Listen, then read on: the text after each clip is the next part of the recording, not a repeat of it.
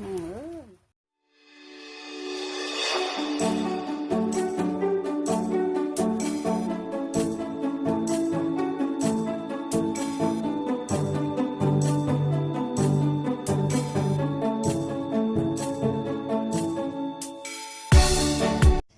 ดีค่ะคลิปนี้นะคะแป้งก็จะมาทำไข่ทอร์นาโดนะคะ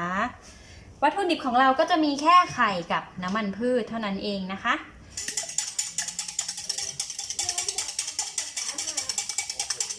ใส่น้ำมันลงไปเลยนะคะก็เอากระบวยนะคะ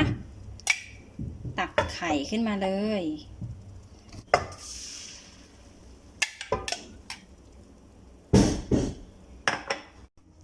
ข้าวเปล่าไม่ดีหรอ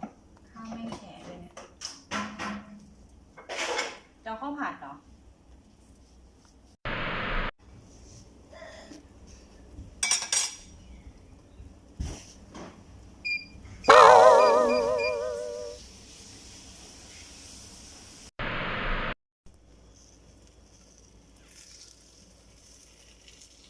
ไม่ได้จุกไป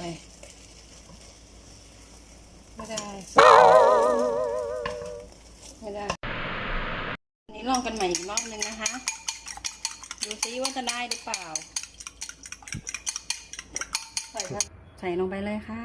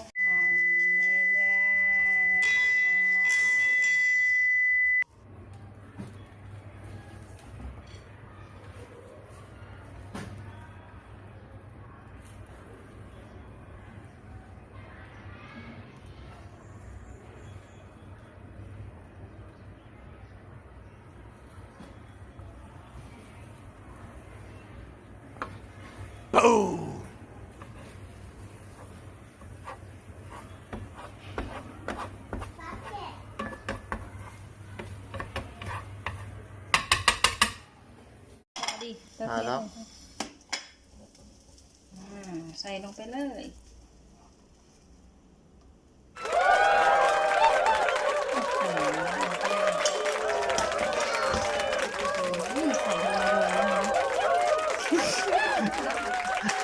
ไม่มีรูด้วย เขาเจาะรู อะไร